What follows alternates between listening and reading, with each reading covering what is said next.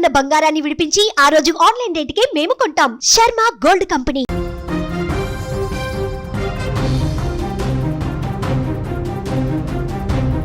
ఆంధ్రప్రదేశ్లో మరో ఘోర బస్సు ప్రమాదం చోటు చేసుకుంది. అల్లూరి సీతారామరాజు జిల్లాలో ఈ యొక్క బస్సు ప్రమాదం జరిగింది. నిన్న రాత్రి అర్ధరాత్రి సమయంలో జరిగినటువంటి ఈ భారీ ప్రమాదంలో ఇప్పటి వరకు 9 మంది మృతి చెందారు.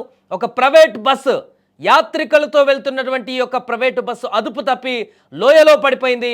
ఆ దృశ్యాలు ఇప్పుడు భయంకరంగా ఉన్నాయి. అక్కడ ఈ దుర్ఘటనలో స్పాట్లోనే 8 మంది చనిపోయారు. ఇప్పటి వరకు మొత్తంగా 9 మంది మరణించినట్టుగా తెలుస్తుంది. ఇక చాలా మంది తీవ్ర గాయాల పాలై చాలా మంది సీరియస్గా ఉండి వారిని ఆసుపత్రికి కూడా తీసుకువెళ్ళినటువంటి పరిస్థితి. ఇంకా మృతుల సంఖ్య పెరిగేటువంటి అవకాశం ఉన్నట్టుగా కూడా తెలుస్తుంది.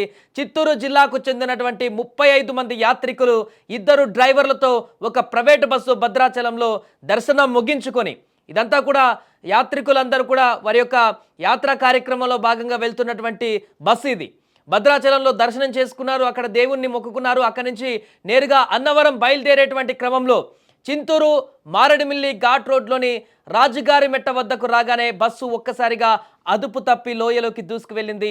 ఈ ప్రమాదం జరిగినటువంటి సమయంలో బస్సులో మొత్తం 37 మంది ఉన్నట్లుగా కూడా ప్రాథమికంగా తెలుస్తోంది. అయితే వెంటనే ఈ ప్రమాదం జరిగిన వెంటనే పోలీసులు అక్కడికి చేరుకున్నారు. స్థానికుల సహాయంతో ఘటనా స్థలానికి చేరుకొని సహాయక చర్యలు కూడా చేపట్టారు. గాయపడిన వారిని సమీప ఆసుపత్రులకు తరలించారు. ఒక్కసారిగా అక్కడికి వెళ్ళినటువంటి పోలీసులకు కానీ స్థానికులకు కానీ అక్కడ జరిగినటువంటి ప్రమాద తీవ్ర భయాందోళన కలిగించింది.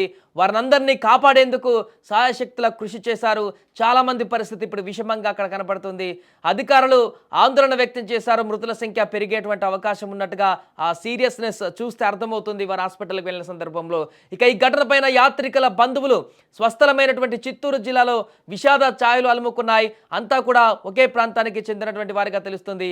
వెంటనే ఇక ఈ ప్రమాదం తెలుసుకున్నటువంటి రాష్ట్ర ముఖ్యమంత్రి చంద్రబాబు కూడా స్పందించారు. తీవ్ర దిగ్భ్రాంతి వ్యక్తం చేశారు. అల్లూరి సీతారామరాజు జిల్లాలో జరిగినటువంటి రోడ్డు ప్రమాదం పైన దిగ్భ్రాంతి వ్యక్తం చేశారు ఆయన. బస్సు లోయలో పడి యాత్రికులు మృతి చెందడం అనేది చాలా బాధాకరం అంటూ కూడా విచారాన్ని వ్యక్తం చేశారు. గాయపడిన వారిని చింతూరు ఆసుపత్రికి తరలించినట్లుగా కూడా అధికారులు ఆయనకు తెలిపారు. ఉన్నతాధికారులు తక్షణమే ఘటనా స్థలానికి వెళ్లి సహాయక చర్యలు చేపట్టాలంటూ కూడా సీఎం ఆదేశించారు. ఇప్పటికే హోంమంత్రి కూడా బయలుదేరారు సంఘటన స్థలానికి. అదేవిధంగా రవాణా శాఖ మంత్రి కూడా ఎప్పటికప్పుడు మానిటరింగ్ చేస్తున్నారు. రాత్రి నుంచి కూడా ఇక్కడ ఈ యొక్క బస్సు ప్రమాదంలో ఉన్నటువంటి ప్రయాణికులకు సంబంధించిన వారి వివరాలు కూడా తెలుస్తున్నాయి. ఇప్పటికే చనిపోయినటువంటి వారు. ఇక ఈ ఘటన పైన మంత్రి లోకేష్ కూడా స్పందించారు. బాధిత కుటుంబాలకు ప్రభుత్వం అండగా ఉంటుందన్నారు. రోడ్డు ప్రమాదం పైన విచారం వ్యక్తం చేశారు. బస్సు లోయలో పడి యాత్రికులు దుర్మరణం చెందడం అనేది చాలా బాధాకరమన్నారు. ఆయన కూడా గాయపడిన వారికి అవసరమైనటువంటి వైద్యం అందించాలని కూడా అధికారులను ఆదేశించారు. బాధిత కుటుంబాలకు ప్రభుత్వం అండగా ఉంటుందని కూడా ఆయన తెలిపారు. అయితే క్షతగాత్రులకు మెరుగైనటువంటి వైద్యం అందించాలంటూ హోంమంత్రి కూడా చెప్పారు. ఇప్పటికే ఆమె ఇప్పుడు బయలుదేరారు. హోంమంత్రి అనిత అక్కడికి ఉటావుటిన బయలుదేరి ఇప్పుడు అక్కడ సంఘటనా స్థలాన్ని పూర్తిగా చూసేటువంటి అవకాశం ఉంది. ఏదేమైనా కూడా కొద్ది రోజుల క్రితం కర్నూలులో ఆ యొక్క బస్సు ప్రమాద ఘటన, ఆ తర్వాత చేవెళ్లలో బస్సు ప్రమాద ఘటన తర్వాత మరలా తెలుగు రాష్ట్రాలలోనే ఇలాంటి భారీ ప్రమాదం చోటు చేసుకోవడం అయితే ఇప్పుడు తీవ్ర విషాదాన్ని నింపింది. అదేవిధంగా ఈ యొక్క ఘటన పట్ల పూర్తిగా దిగ్భ్రాంతి వ్యక్తం చేస్తున్నారు. ఒకసారి ఆ చనిపోయినటువంటి 9 మంది వివరాలు కూడా రావడం జరిగింది. ఎవరెవరు అనేది వారి పేర్లు చూస్తే ఎస్వి నాగేశ్వరరావు అనేటువంటి ఒక వ్యక్తి, అదేవిధంగా శైలజరాణి, శ్యామల, సునంద, శివశంకర్ రెడ్డి, మధు, శ్రీకళ, ఉమారెడ్డి, కృష్ణకుమారి, ఈ 9 మంది ఈ యొక్క లోయలో పడ్డటువంటి ప్రమాదంలో దుర్మరణం చెందారు. మిగతా చాలా మంది గాయపడ్డటువంటి పరిస్థితి. ఒకసారి ఆ విజువల్స్ చూడొచ్చు. కొండపై నుంచి మొత్తం బోల్తా కొట్టేసి బస్సు రివర్స్లో ఉంది. పూర్తిగా డిఫర్డ్ విజువల్స్ కాబట్టి మీకు పూర్తిగా చూపించలేకపోతున్నాం యూట్యూబ్ గైడ్లైన్స్ ప్రకారం. కానీ అక్కడ మనకు చూస్తే అర్థమవుతుంది సిచ్యువేషన్. చెట్లల్లో మొత్తం పైనుంచి ఘాట్ రోడ్ నుంచి పడిపోయి టోటల్ ఉల్టా పడిపోయిన తర్వాత బస్సు అక్కడి నుంచి కిందికి పడిపోయి దొర్లినటువంటి సందర్భం చూస్తున్నాం. అందుకనే దాని ప్రభావం ఎక్కువగా కనిపించింది.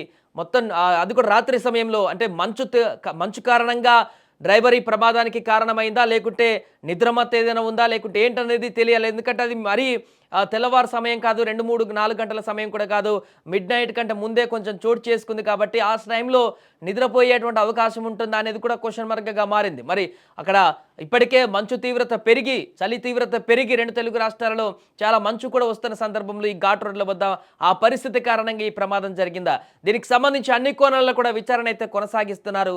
ఏదేమైనా కూడా మరొకసారి ఆంధ్రప్రదేశ్లో యొక్క బస్సు ప్రమాద ఘటన అనేది ఒక్కసారిగా అందరినీ భయాందోళనకు గురిచేసింది. అరకెళ్ళి రిటర్న్లో వస్తున్నాం భద్రాచలం మా డ్రైవర్ పక్కన కూర్చోండి ఆ డ్రైవర్ ఒక కాల్ పెట్టి బండి ఆపుతుంది సార్ బంధువా సార్ ఒక 3:30 నుంచి 4 పైన 3:30 ప్రమాదానికి కారణం ఏంటి అసలు ఏది కంట్రోల్ రాలేదు మనసు ఏమన్నా ఇలాంటిది ఏమన్నా? అట్లంతా ఏం లేదు అట్లంతా అలవాటు లేదు ఏం లేదు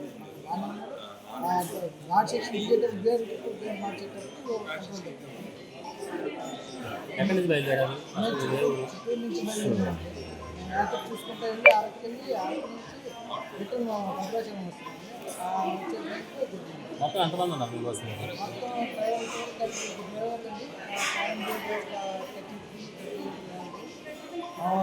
వంట మాస్టర్ మొత్తం 35 మీది ఏ ఊరు అసలు మీ పేరు ప్రసాద్